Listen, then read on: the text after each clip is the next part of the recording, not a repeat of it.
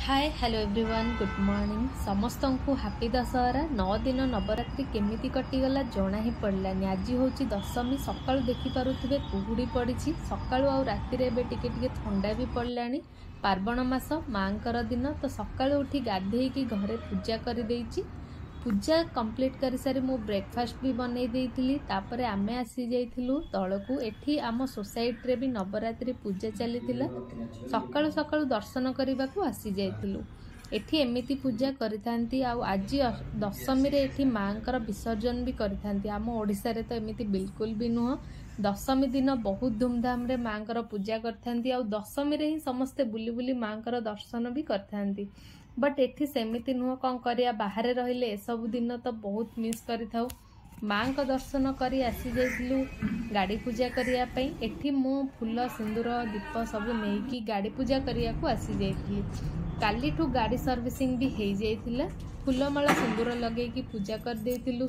वर्ष को 2 थर तो गाड़ी पूजा निहाती होता है। गोटे है दशहरा और गोटे है काली पूजा रे भी आमे पूजा कर एठी पूजा कंप्लीट हो जाइथिला। तापर आसी बनैथिली मु पूरी। पूजा रे तो किछि स्पेशल ब्रेकफास्ट निहाती दरकार आ से भी ओडिसा स्टाइल। सकाळ सकाळ मटर आलू तरकारी मु कर देइछि जाइथिली। खाली पूरी बनैबार ही थिला। एठी मु सब गोटे गोटे करके छाणी नेछि। आ ये होछि लड्डू जोटा काली मु इवनिंग रे बनैथिली। यार रेसिपी भी मु आपण मानक सह जरूर शेयर करबी। आ एटा मु फर्स्ट टाइम बनैथिली। आ यार टेस्ट बहुत ही भलो थिला।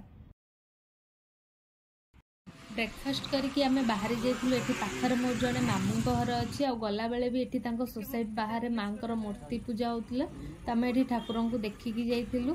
आ भल लागिला जे एठी जाओ टिके बड़ मूर्ति हेछि। तापर आमे तांको घरे जाई की लंच करके आमे सेठु बाहर आस्थिलु। काहे कि ना आज भी आम सोसाइटी रे भी आज विसर्जन भी हबार थिला। एठी आपण देखि पारुथिबे केमिति माँ को एठी विसर्जन करैथिले। टिके रेस्ट करके आमे बाहर जाइथिलु। घर पाखरे एग्जीबिशन पड़ीथिला मेला टाइप रो। सेठी बस किछि किना किनी करी आसी जाइथिलु दोली सेक्शन को। मते तो दोली बहुत ही डर लागे। आज पर्यंत जेतिकी भी साहस करके खेलिछि कांदी ही ओल्लेछि। तो सेठी पई मु चाहू नथिली आज दशहरा रे कांदीबा पई। भाविली आज मु मद का कौन देखी। आईटा भी मु बहुत वर्ष पर देखी 6-7 क्लास रे पढ़िला बेले मु देखी देखिकी बहुत ही भल लगी। फास्ट एटी बाइक रे राइड करथिले और तापर एटी दीदीटा कार रे राइड करथिले। पैसा असूल भलिया लगिथिला। बस बुलाबुली कंप्लीट करके आमे माँकर दर्शन करके आसी जाइथिलु घर को। दिनटी माँ को आरंभ होई कि माँ को ही सरीथिला।